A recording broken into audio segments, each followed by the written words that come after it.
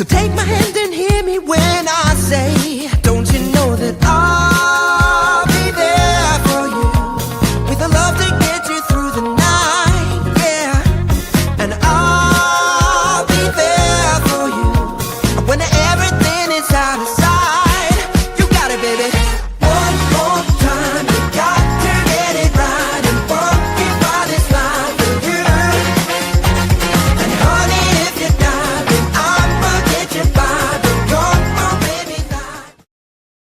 Ladies and gentlemen, welcome to episode 86 of the Adam Makes Beer Industry Pro podcast. Today, I'm excited to be chatting with Marty Nachel of the American Craft Beer Hall of Fame. Just a couple notes as far as Adam Makes Beer news. If you are not registered, and maybe we're just on the fine line here, but maybe check it out. If you are in the area enough, we have the Ohio Craft Brewers Association Conference coming up January 26th through 28th in beautiful Dayton, Ohio. If you like tropical breezes, brilliant sun upon your skin, come join me in Dayton at the end of the month, and I'm sure you'll receive it. But even if you don't, you will be able to go to what is really a great conference. Always really, really well done. If you've not seen my podcast with both Ashley and Mary of the OCBA, go check that out. You can find out a little bit more about that organization, what they do, and some of the people behind the scenes. But it's a great conference, good trade show. This year they're adding a Ohio Brewers Awards. Maybe that's not the official thing, but it is linked to an Ohio only competition right now, and they're going to be doing the awards on the last night. You should definitely check that out. A cool move. Speaking of things you should check out, make sure to jump over to adammakesbeer.com to check out all of the things that you are looking for as far as all of my educational content, services that I provide, whether it be on the consultation, content, marketing sides, all that good stuff. Reach out to me. Speaking of reaching out to people, make sure to show some love to my dear sponsors at Blickman Engineering. Starting a brewery is a big step. Blickman Engineering is here to help. Since 2006, they've equipped hundreds of nano breweries for success. Their new 3.5 barrel Pro Surface electric brewing system cuts maintenance and saves at least 30 minutes per brew day with powerful under kettle heating. From 1 to 15 barrel brew houses to keg washers and grain mills, Blickman has what you need. Ready to go pro? Contact Filler Tom at proseries@blickmanengineering.com. Blickman is a proud sponsor of this channel and loves to help brewers at every stage of their game. As I mentioned before, today I'm speaking with Marty Nachel, and let me give you a little background on our guest today. Marty began his freelance writing career with his first published article in All About Beer magazine in October of 1987.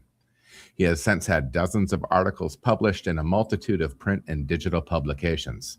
His titles include Beer Across America, Beer for Dummies, Homebrewing for Dummies, Tapped Out, How to Judge Beer Like a Pro, and most recently, he published The Beer Story Project.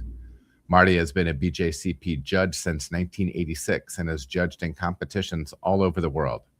In 2024, Marty officially founded the American Craft Beer Hall of Fame, an organization created to formally recognize the individuals whose efforts elevated American craft beer to become one of the nation's most favored beverages.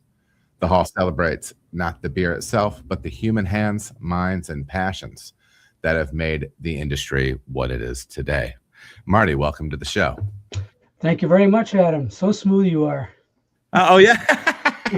I thought, well, I got tied up there on one of my transitions. I'm like, I appreciate that. I appreciate that. This is, podcasting. I think at this point, I would rather podcast live because sometimes I feel like when I do pre-recorded things, I almost find it more challenging at this point. I don't know why, but yeah, again, yeah. Thanks for making time for us. I had seen some of your posts and things. Maybe it was LinkedIn in particular where I had seen some things, and then I started digging in, and it piqued my interest because you have a wide range of experiences. Obviously, what I read in the bio and whatnot. But I usually chat with my guests ahead of time, and we had a chance to chat maybe last week and get to know each other a little bit. Before we jump into all the beer stuff, a lot of times people have something that they do for the full-time gig. What was your background outside of beer? I'm very happy to say that it's past tense. I spent 35 years in the welding and fabrication industry, so I beat up my body quite a bit. So I needed the refuge of the beer industry. Well, and one of the interesting things is, because for those of us that are brewers out there listening to this conversation, it's a similar story for a lot of us that are on the beer production side. I think sometimes it's one of those things where people don't always necessarily recognize that we're doing manual labor back there, and depending on the level of automation, you know what I mean? So that's interesting. I mean, doing things on the welding side, what type of things were you involved with? Did you work with stainless? Because that would put you very close to many brewers' hearts by being somebody that worked on stainless. My experience with stainless was pretty much limited to when I was in technical school, because once I got my full-time job, I spent 29 years with a company that dealt with, they were in heavy industry. The company I worked for specifically built stairs and rail, and they had contracts with some of the biggest hotel chains like Hyatt and Sheraton and Hilton and a lot of others. And when back in the late 80s, early 90s, when Las Vegas was experiencing a boom, you can name just about any one of the major casinos that was built at that point in time, and we probably built the stairs for that. So what was and I guess not everybody is lucky enough to have something that they're passionate about. Sometimes I think about, so I have some kids that are getting, they're post high school age, and sometimes I wonder how much I set their expectations as far as what work is. And because for me, I've always, I was passionate about teaching. I was passionate about working with the kids that I was working with when I was in the first 10 years of my career when I was teaching. And then, I really followed my passion into craft beer. And so my kids have always known my employment to be passion driven. And my wife, the same thing. She's a nurse, and she just loves to, she's just this beautiful soul that loves serving other people. You know what I mean? Was there something about the work that you did on the welding side that you really loved, that you're really passionate about? When I first got into welding, I had all these lofty goals of becoming, like the best welder in the world. I wanted to be a nuclear welder. But I realized over time that my choices were limited based on education and other things. But I still, as much as the job itself was fairly tedious, I still went in there every day wanting to be a good welder, to be the best welder I could. I truly enjoyed the actual, what welding is. Essentially, you're mending one piece of metal to another. And I enjoyed the way that you could, the different ways that you could weld, and the different joints that were used, and the way, the cleaning up of the weld and making them look pretty, and things like that. I took a great deal of pride in my work, and I love knowing that a lot of what I worked on is still out there, and people are walking on those stairs every day of the year, essentially. So it's fun. And That was my passion. I wanted to be a Yeah. damn good welder, and I think I was. Yeah. Do you think, so as somebody that doesn't really know much of anything about welding, do you feel as if welding is like is it like a process game? Is it like, because for me on the brewing side, I always think about things, and I think about like, on the production side, you can get into like the artistic discussions or like culinary discussions around beer. But on the heart and soul level, from a production standpoint, you're talking about a process game. You know what I mean? You're hitting certain metrics, you're doing certain things certain way. Is that what welding was like for you? Is it like a process thing? Is it like a checklist thing when you kind of strip it right down? I don't know as far as that goes. I can say that there's structural welding, which, just about anybody who gets into welding should be able to do structural welding. That is a process of making sure, actually this process would be repeated in different classes, and that's what I was getting to. You start out at structural, then you go to architectural, then you go to monumental. Structural is what you see pretty much every day, everywhere. Your average run-of-the-mill welds are structural. They better be. Then when you start getting into different class of, in our case, stairs, if you start doing these stairs for fancy hotels or casinos or museums, you start getting into architectural class. They're larger, they're fancier, they're not boxy, they're they have nice sweeping curves and things like that. And eventually you get into monumental, and that's where you make the big bucks, and that's when you're also working with different steels like stainless and others. So you have to learn, if you want to make it up through those different classes of welding. It comes with education, it comes with experience, and there's a paycheck too. Sure. Well, we're kind of talking about some of the things that we're passionate about and whatnot. And obviously you have a passion for beer. I know you had mentioned to me that you have some home brewing experience. When did you start first making beer at home? 1985. I found out in 1984 that home brewing was a thing. I didn't even know it was legal. Yeah. I joined the Chicago Beer Society, and actually shout out to Rich. Rich is in here, and he's saying hi to both of us. Rich Larson, just so you know. And he actually, yeah. How's it going, Rich? Yeah, he knows the Chicago Beer Society as well. Yeah. And by the way, a quick shout out to Ray Daniels and Randy Mosher, who are both members of the Chicago Beer Society and have been for many years. Yeah. Anyway, when I got into Chicago Beer Society in 1984, that's when I met homebrewers and learned that, hey, yes, you can do this at home. So I started in 1985. And at that time, it was, for me anyway, it was strictly extract. Just starting making a beer from extract, eventually adding your own specialty grains, adding your own hops, experimenting with different yeasts. Although back in the mid 80s, there were not a lot of choices to make. Sure. But that's where I started. Was it kit brewing? Was it a lot of kit brewing, or could you buy?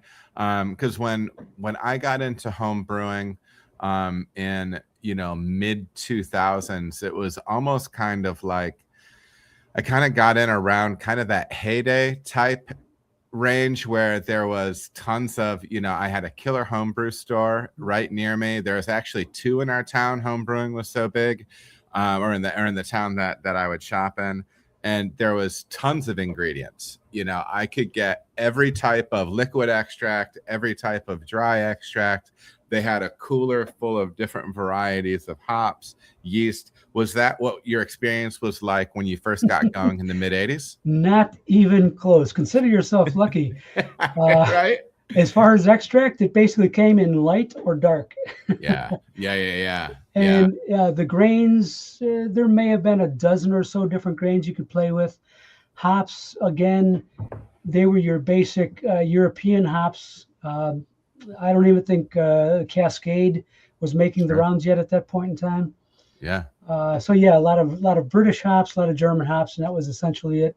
Yeast was, when I started, was all dry. There was no liquid even available yet. Yeah. Was this like the Coopers? I always remember that. I always seem to remember like Coopers coming and the kits and stuff that I would get. That might be the brand, if I'm remembering that correctly. Cooper's was definitely one of them, or probably Yeah. 2 or 3 others. Yeah. Yeah. So it was a lot of extract brewing, but it sounds like you got hooked up with an excellent homebrew club. What was that experience like? Was it driven as much by like the interest in beer or the interest in brewing, or did the group itself like help to like nurture those interests for you? All right. Well, I referenced Chicago Beer Society. It was one or two homebrewers within the club who happened to live. I'm a suburbanite, so I had, whenever I went to a Chicago Beer Society function, I had to drive 45 minutes to an hour into town. When I realized that a couple of these homebrewers were Southsiders like myself, that's when we kind of made our own little clique. And I learned a lot from those guys. And what transpired over a couple of years, in 1991 to be specific, we decided that we were tired of driving into the city and the perils that came along with drinking and driving. That we decided to form our own club here out in the south suburbs. So we did. And 35 years later, we're still going strong. That's awesome. That's awesome. It's funny. So, you know, for me, obviously, you know, when you get into homebrewing, it's a passion, it's a hobby, you know what I mean? But since I've moved to the professional side, I can scratch that creative, and I can scratch that itch at work. Right. So I don't really do it at home. And my wife and I have a bunch of kids, so we're busy with home stuff. Right. But yeah, I think that's, I like that there are still clubs out there. It does sound like some of the homebrew side business owners that I've talked to, times have gotten a little harder, but it's such a great hobby, and such a great hobby that creates opportunity for community. You know what I mean? Actually getting some people together over something. I think that's one of the things that's so special about what we do, whether it be on the home side or the pro side. So you started up this club, making beers. So what was kind of the window? Are you still making beer at home? How long has it been, if you haven't? You read my face, I guess. No, I did stop about, I don't know, 7 years ago, maybe 8 years ago. It was a combination of things. I got to the point where I wasn't really competing anymore, but I continued judging as often as I could.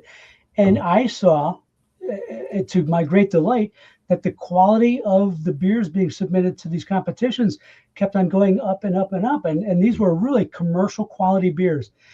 And I came to the realization that if I wanted to continue brewing, especially if I wanted to keep up with the quality, that I needed to completely revamp my system. At that point in time, I'm 67 years old now. So we're talking somewhere around, I was turning 60 at the time.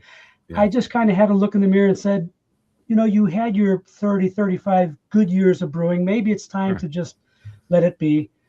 And along with that, it's not that I lost the passion. It's just that I didn't feel that I really wanted to invest the money, the expense, and the you know, carving out a bigger place in my home to do this. I just decided to let home brewing kind of die off.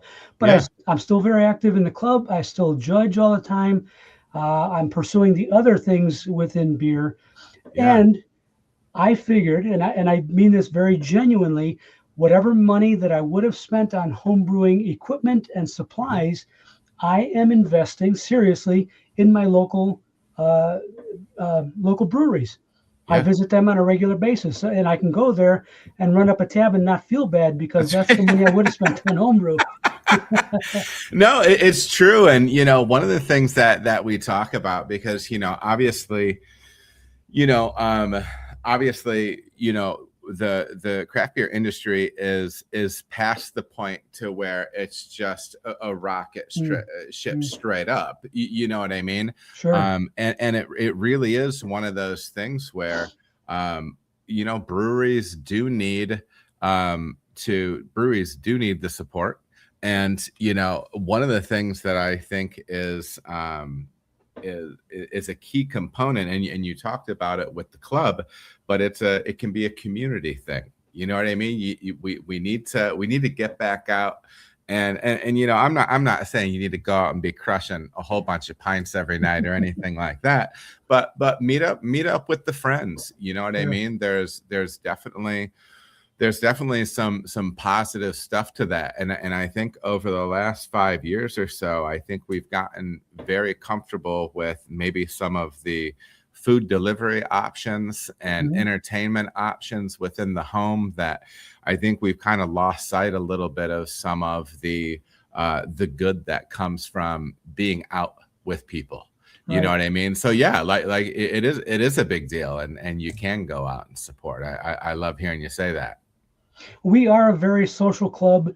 Many of the members that started with us 30 some odd years ago are still with us today. We're all, gray hairs, but hey, listen, I got it catches up with all of us, man. Eventually. But yeah, we are a very tight-knit community. Our numbers are not quite as large as we had at one point in time in our heyday. We had over 100 members.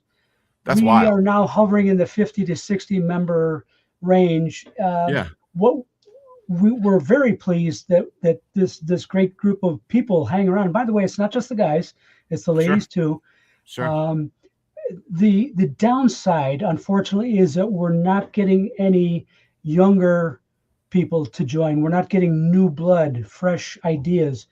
So I don't want to say we're stagnating, because we're not. But unfortunately, if this is how it's going to continue, the club is going to get smaller and eventually die, because we're not getting younger people interested and involved.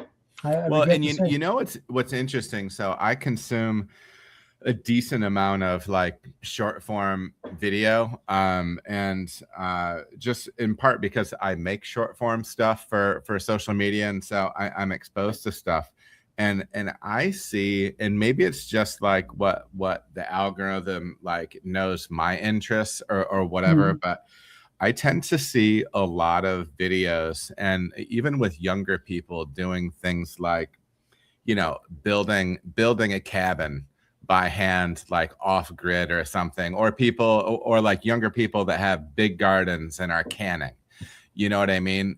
Part of me feels like we might be able to. I think there's interest in the younger generation on topics that are at least adjacent to making your own alcoholic beverages. So it'll be interesting to see how it plays out. It'll be interesting to see how it plays out. But no, that totally makes sense. So you're involved with the club. You're making beer. You're getting involved on the judging side. How do you feel as if, what really motivated you about the judging side of things? Was it an opportunity to develop your palate? Was it just like a fun community thing to participate in it? What was it for you with the judging? Well, in the beginning, I mean, back in 1986, when I became a BJCP judge, there wasn't a community per se. It was just a bunch of guys who sat around a table and thought they knew enough to pass judgment on other people's beers. It feels like that sometimes, I remember. But I mean, yes, eventually the community did build quite rapidly, I believe. But to answer your question more directly, I was very interested in picking apart my own beers. When I brewed a beer, I wanted to taste it, and I tried to find whatever guidelines I could to help me along with that.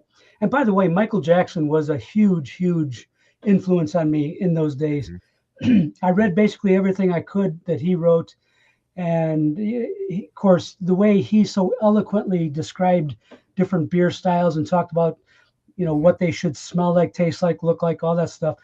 I tried to absorb as much of that as I could, and I actually judged my own beers. And when I had the opportunity to discuss other people's beers with them, I tried to be as helpful and to try and give them good feedback on their beer, good solid feedback, honest feedback. I wouldn't Yeah. tell Yeah. everyone, "Oh, this is great." Yeah. God. I was just going to say that, when I became BJCP, that is where the judging community emanated from. And in due time, yes, I met and judged with a lot of these folks locally and in the region, and eventually across the country when I started doing Great American Beer Festival and World Beer Cup. Sure. I think it's a fine line, and it's funny, like when however you're attached to the industry, whether it be on the judging side, whether it be on the production side, feedback with beer is always very interesting. I have some brewer friends, and they're typically like my closest brewer friends. I have a buddy up in Michigan, and I didn't see him all the time because we're busy working, but we would have these big beer festivals up there, and there'd be 150, 200 breweries there, whatever. And I would get my booth set up, and then in short order he would show up. He'll be like, "Listen, I need you to come by the booth when you're free. There's a beer that I'm serving that I absolutely hate, and I want to talk to you about it." Now, that's the guy I want to talk to, right? Yeah. Like, and that's like kind of an extreme example, but it's the mindset of saying like, hey, not everything I'm making is where I want it to be, right? And that can be a challenging thing, because sometimes you open a brewery, you're the first brewery to open in town. The people like you, they're excited to have their own Cheers-like environment, and they're excited to see you. They love everything you do, and they tell you you're great. And maybe you're just okay, right? Like that's a reality. Absolutely. And so like that, I've always, as making beer on the pro side, it taught me pretty quickly like what that difference is. It's like, oh, well, these people just like, they love me. They love this spot. You know what I mean? And the beer goes along with it, and I'm sure they're enjoying it. But like, I needed my people that I could have real conversations with about my beer and talk about it, and talk about it critically. Sure. And sometimes you get a situation where somebody hands you a beer and they're like, "Oh, hey, what do you think about this?" When somebody says that, I'm going to taste it, and I'm going to pick out the things that I like about it, and I'm going to tell them that, and I'm going to stop there. If somebody says, "Hey, let's dig into this beer together," those are two different conversations, right? Because a lot of times people just like, they just want to share something, and they just want it to be social, right? Yeah. But there is a difference between actually digging into it and being able to be straightforward with somebody, right? And so when it comes to the judging thing, I do think like the honest, but not like, I don't know, like you don't want to be like abusive either. You know what I mean? Because I've gotten two kinds of feedback. I've gotten like appropriately critical feedback, and some that I just think they're trying to hurt my feelings. You know what I mean? Yeah. One of those is professional and the other one is not. Yeah. Certainly. Yeah. But I have to applaud your diplomatic approach to that. Yes. Well, it saves me a headache, because I used to think that everybody wanted to have that conversation. You know what I mean? And they don't. No, they don't. Or at least not like, and I was probably reading the situation wrong. You know what I mean? Like I said, we're at one of these huge beer festivals. It's 4 hours in. And just because my brain is always like locked into that zone, sometimes people are just having fun, and I can stop being a dork and just be social. You know what I mean? So, some people are just looking for affirmation. Yeah. They don't really want your opinion. Well, and that is, and this is like, this is the smallest side, but like I think that people, so I haven't been able to drink beer for the last couple of years. I've developed like this gluten sensitivity thing, and it's really a deal breaker for me. And so the hardest thing about that is I love tasting beers, all that stuff. The hardest thing is I can't receive hospitality from somebody else, right? From a brewer friend. Sure. And that's something that's so like core to me. Like it's like cooking a meal for somebody. You know, I love you if you come to my house and I feed you, right? Like that means something to me, right? Like that I'm trying to do something special for you, right?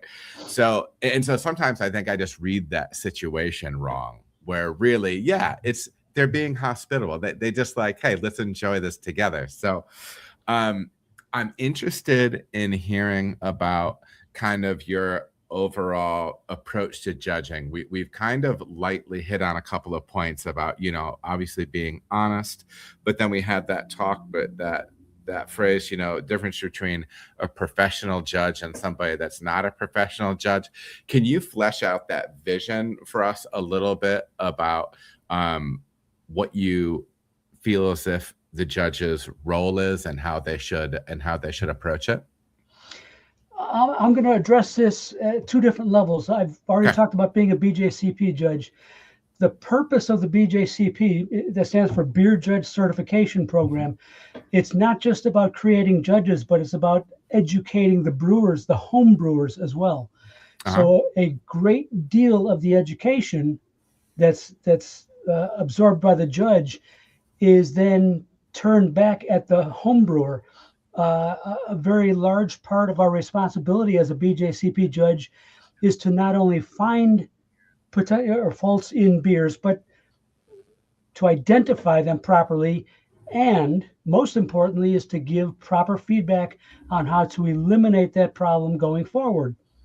So in other words, we are educating the home brewers. So we're sharing our knowledge with them on how to eliminate diacetyl or oxidation or whatever the case may be.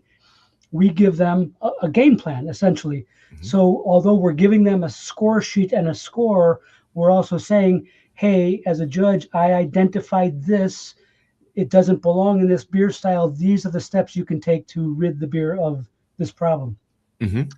All of that changes. Once you go pro, once you start judging at World Beer Cup or Great American Beer Festival or any international competition that does not use BJCP scoring guidelines, it's no longer about teaching the brewer. We're dealing with commercial product made by a paid brewer, a professional, presumed professional. It's no longer our job to teach them how to do their job. Sure. So when we evaluate commercial beers, it's simply find and identify the problem. That's it. And we have to do so. We have to do so with a great deal of knowledge, but humility as well. Talk to me about that. I think mentioning the term humility, I feel like humility is something that I set as a goal of mine. And because I do think that, first of all, I think the industry has taught me humility. Certainly my time teaching did. And, you know, like when I got into the professional brewing side of things, to be very honest, there was a part of me that wanted to prove that I was capable of being in that space. And I don't think it was a huge part of the pie, but it was the slice was larger than I wanted it to be. Right. And I think time and experience, thankfully has helped to sand those edges off a little bit on that. Talk to me about the humility side of things when it comes to judging. Well, I can speak from my personal opinion. I think humility has to be as important as knowledge and experience, because anybody with knowledge and experience can go in and just wreak havoc, destroy a brewer's sense of esteem, self-worth, whatever the case may be. And that's really not the job of the judge at all. And in fact, the judge is supposed to be helpful and uplifting. So, and again, this is something I learned from Michael Jackson. I personally watched him evaluate people's beers to their faces. And he did very much like you described earlier. He found the good parts of the beer. He talked at length about what was good about the beer, the style. And then when he found a negative issue, he would address it, but very gently. Just, let the brewer know, yes, I did identify this issue. It needs to be fixed. So that's the humility part. It's not your job to smack somebody over the head. Unfortunately, I feel that there are occasional instances where judges take themselves a little bit too seriously, and it's unfortunate. I will say that they're few and far between, thankfully. And by the way, they seem to be more at the lower levels of judging. Novices and newbies, when they first get in, they feel like they just want to assert themselves. But I think as judges are in their judging capacity over years and years, I think they understand what they're there for, and they're much better at doing what they're there to do, and they're able to keep their ego in check and remain humble as they provide this valuable feedback. So yeah, this clicks so much of what you're saying, because it's the same thing. It's the same thing on the production side, in my experience. You know what I mean? I think that the more experience you get, some of those edges tend to get worn down a little bit.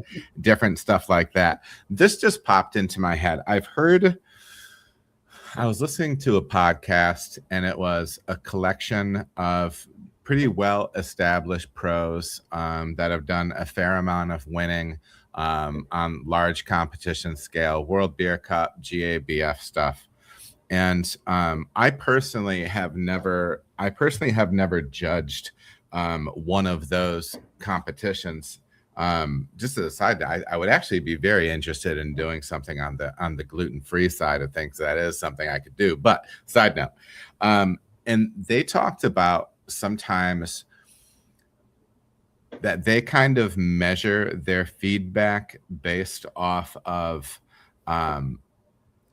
how far did the beer advance. Sometimes they'll say if it got into the final grouping, it can, in some ways they feel as if it can be like a little bit of a coin toss at that point. And I heard somebody say that they've been in situations where there's a very assertive judge that will champion a beer through a round with other folks.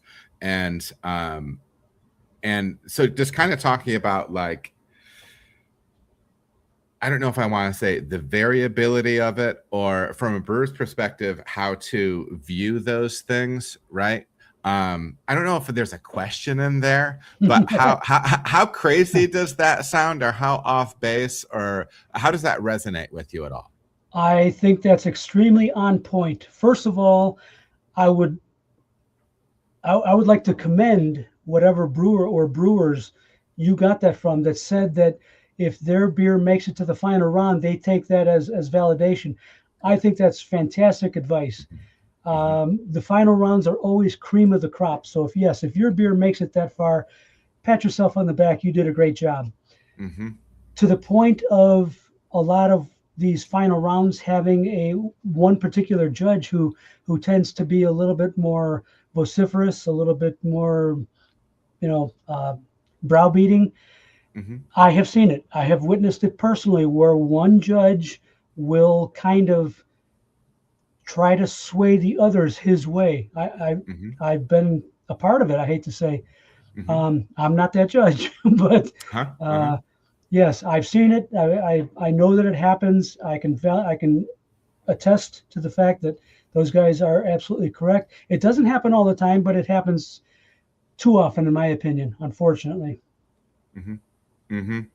Yeah, and it is an interesting thing, the competition side for me, for through my unhappiest years of brewing professionally, that was the only standard that I drew satisfaction from, right? The only thing that I was drawing satisfaction was on if medals were coming in, and if I didn't get medals in certain competitions, that was I wasn't happy. You know what I mean? And Sure. I think I think as a professional brewer, I think it's good to have those goals. But I know for me, like it's been out of balance at times. You know what I mean?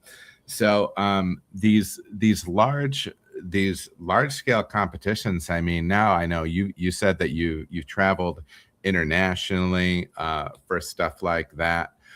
When you're doing these larger competitions, multi-day competitions, can you give us a little bit of behind the scenes of what that's like, and how you prepare for that and carry yourself through that process? You know, it's interesting that you bring that up about the prepare part, because I will say, uh, and this is kind of ratting on my own. I honestly don't think a lot of judges take their responsibility seriously enough. Mm, I see too many judges who stay out late at night partying till all hours of the morning, mhm. waking up last minute, drinking coffee all the way to the judging table. Some of them smoke. I, Yeah, I'm not going to get into that, but some of them smoke in between sure. rounds, which that's so. Yes, there are a lot of judges out there that, in my opinion, don't take their responsibilities seriously. Mm, On the other hand, and I'm not trying to pat myself on the back, but I take it very seriously. I mhm, make sure that I'm well rested the night before. I make sure that I eat and hydrate properly, not just before the competition, but during. mhm, And, I'm there to do a job. My job, my responsibility is not to the competition organizer, it's to the brewers. It's to the mhm. people who paid to have their product evaluated by myself and others at that competition. So I do feel an obligation there, and I wish more judges felt that obligation. Yeah, I think it's interesting, and for me, it's people throw around different words. People throw around words, and they throw different meaning behind it. And so sometimes I hear some of my colleagues on the production side use the term homebrew or home brewer with a negative connotation. Me personally, that always drives me crazy, because it's like, especially in a time where there's flagging interest in your product, maybe we should appreciate the people that are actually still interested in what we're Mm, doing. right, Um, right. but the flip side is there when I think of my experience on the homebrew side, it was fueled by passion. And then sometimes, like, I've done some what I would consider like homebrew fixes, but it's a nod to ingenuity, right? You know what I mean? Because Sure. that's what we're doing on the home side. None of this equipment, up until very recently, the last several years, I see systems that are essentially just mini pro systems. They didn't have that when I was brewing at home, and they didn't Mhm. have that when you were brewing at home. Absolutely not. And so, like, it's always a practice in ingenuity. I'm using equipment that's not meant for this to try to mimic as airtight processes as I can. So when I say I see like the homebrew influence behind the way you approach judging, to me, that's what I'm talking about. Like, I see the passion behind that, with the way like that homebrewing experience has informed the judging side of things. It's very much respect and passion driven. Yeah, I mean, I suppose after all these years of having seen so many of these breweries grow ground up and make it through decade after decade. I think they've earned the respect. I think they've earned all of the kudos that we can give them. And I idolize some of these guys. Sure. Some of the guys that came up ahead of me. And so, to have the privilege of evaluating their beers, it's something to be taken seriously. Well, Marty, you're a pro when it comes to segues, because I'm gonna take that segue and roll it right into your work with the American Craft Beer Hall of Fame. Give me the background on the American Craft Beer Hall of Fame. The idea came to me in the fall of 2023. I don't know. I'm always thinking about beer. I'm always thinking about something about the industry.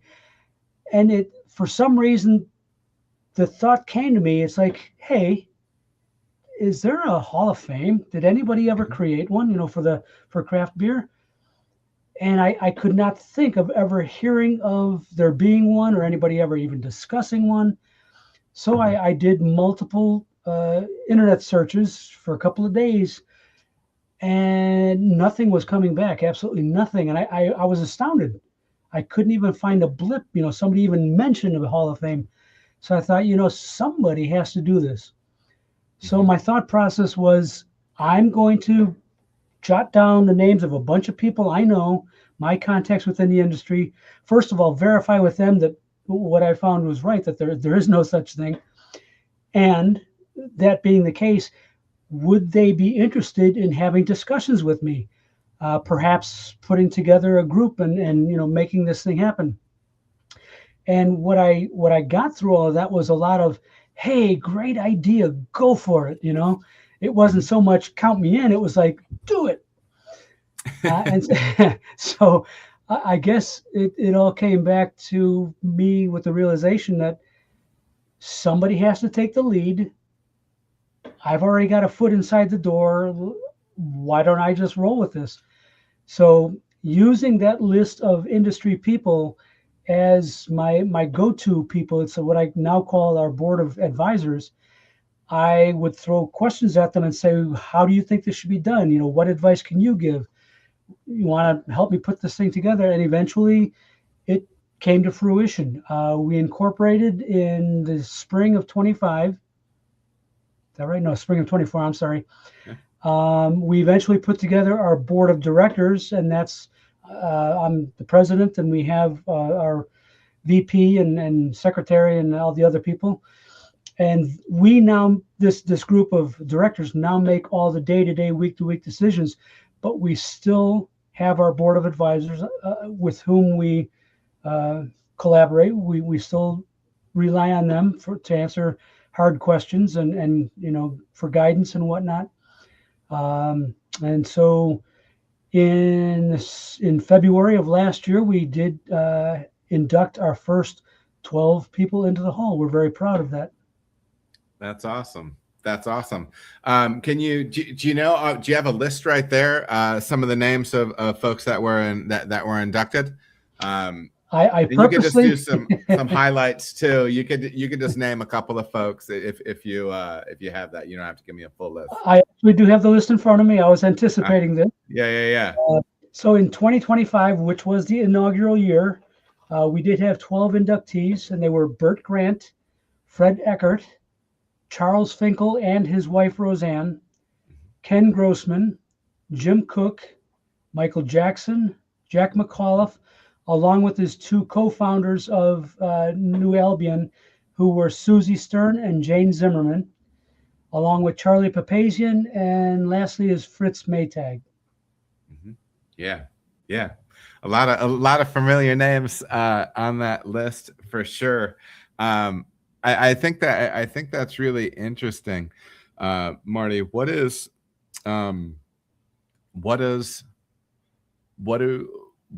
operations around starting something like the Craft Beer Hall of Fame look like?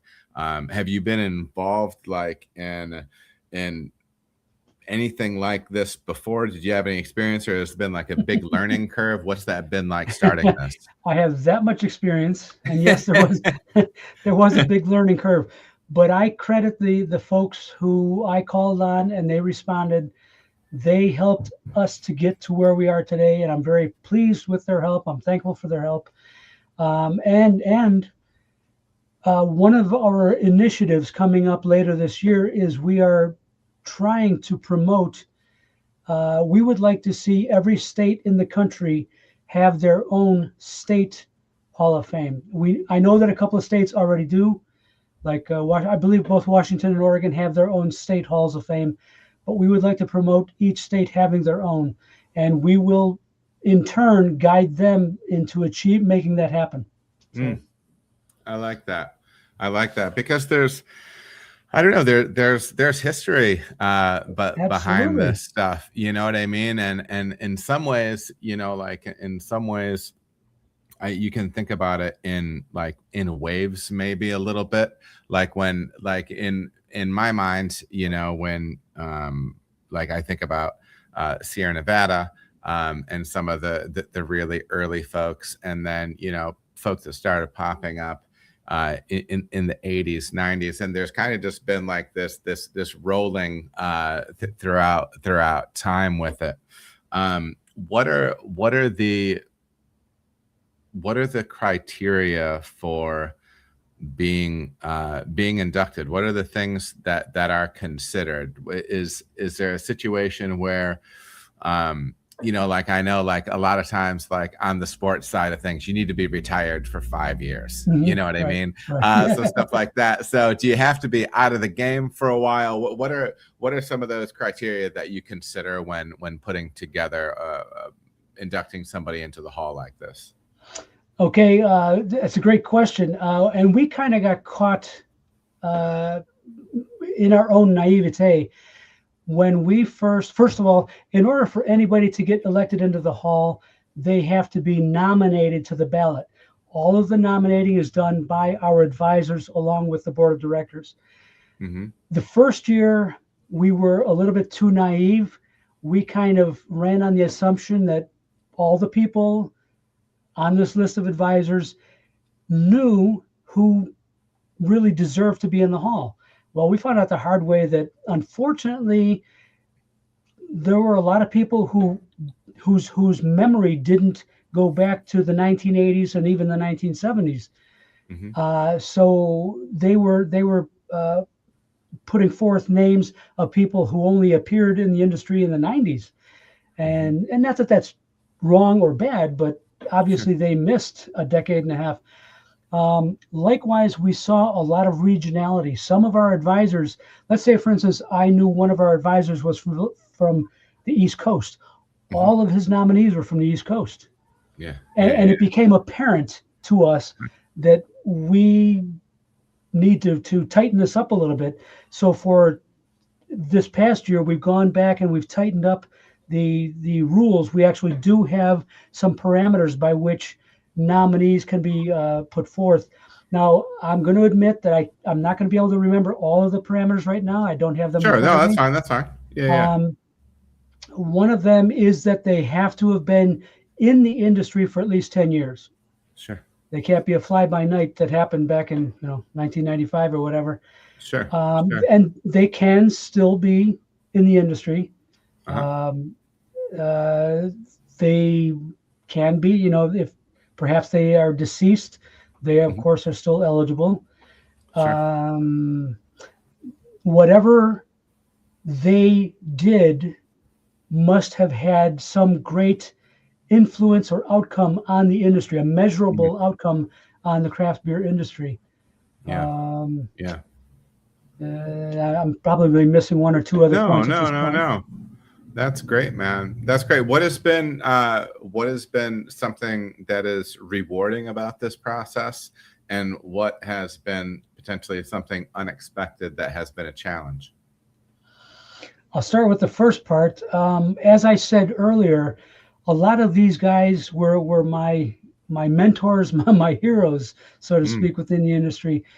I felt it was I felt that they were worthy of getting the honor and respect that I feel that they deserve. This is my way and now our way of seeing that these folks get that honor and respect. Yeah. So that's what's rewarding for me, is to see these people get what I feel they deserve, what we feel they deserve. Yeah. Yeah. Yeah. And the second part was, what was maybe an unexpected challenge that's come out of it? Because that stuff it's a given. I've helped open enough breweries that I know that there's always unexpected challenges. Is there anything of that with getting everything off the ground here? I'll give two, for instances. I'm kind of going back to what I just said a couple of minutes ago. I was kind of surprised to find that the people that we were relying on to advise us and guide us didn't have the level of knowledge of our history, of our past within the industry. I took for granted, very incorrectly, that they did. And so that was a surprise and a little bit of a setback, I would say. On a little bit more obvious problem that we've had, and I shouldn't call it a problem, it has been a challenge. We were also naive in assuming that we would automatically get the financial backing that we kind of, I don't want to say expected, but we thought there would be more support in that respect. Now, granted, we do understand that we are post-COVID. We do understand that the industry is currently at a downturn, where we're taking all that into consideration and understanding that it's not the right time to be putting out our hand and asking for donations. That has been difficult. We are thankful for those who have supported us. We are operating on a shoestring budget. We're doing what we can with the small bit of money we have been given, and we're being as responsible as we can with it. We're hoping that in due time, if we continue to do our due diligence, we continue to operate as we are, that we continue to nominate or elect more people into the hall each year, that we will eventually get the support that we seek. Yeah. I love it. I'm realizing that we had, first of all, I've just really enjoyed having this conversation with you. I know that there's other stones to be turned over here on the writing side of things, but we're running up against my time here. So, make sure to check out the American Craft Beer Hall of Fame online. What are some of the ways that people can follow you or the work that you're doing in the beer space online, Marty? Well, I'm pretty much out there on social media: Facebook, Instagram, LinkedIn, Threads. I don't know if beer people are on that. But yeah, I'm out there a lot. I'm not hard to find. If anybody wants to find me and follow me, that'd be awesome. Website for the American Craft Beer Hall of Fame is AmericanCraftBeerHallOfFame.com. Very easy to find. Hey, I like that. Yes, exactly. A lot of good information. If you want to learn more about those of us who are behind the scenes, if you want to learn more about our rules and regulations, if you want to learn about anything about the Hall of Fame, we even have a historical timeline if you want to learn a little bit more about that. Nice. And actually, if you don't mind giving me a quick dip on your most recent title that you published, the Beer Story Project. Do you wanna give us a quick word on that before we wrap? I would love to. I'll try and keep absolutely. it brief. This is another thing that it's a passion project that I came up with last year. About this time last year, a little bit later in the year. I realized that there's a lot of history out there that has probably gone untold and may continue to go untold if somebody doesn't gather that up. So that was my plan when I put together this, what's now called the Beer Story Project. I contacted a lot of these same people in the industry and said, look, I would love to gather these stories, these historical stories of the early days of the industry. I said, just pretend we're sitting at a bar. Tell me your story. Yeah. And I got pretty good feedback on that. I got a lot of people to participate, and it became a book. I love it. I love it. Where's that available for purchase? Is that through Amazon, through something else? Yes, because this is a self-published book, it's available only on Amazon.com. Okay. Awesome. Awesome. It is it's in paperback and ebook, Kindle. Excellent. Excellent. Well, Marty, thank you so much. One of the cool things about doing this is you end up getting connected with somebody you might not otherwise, and right. I'm really glad we're able to cross paths and chat, man. Likewise, Adam. Thank you very much. I appreciate this. Absolutely. All right, everybody, please make sure to check out the American Craft Beer Hall of Fame.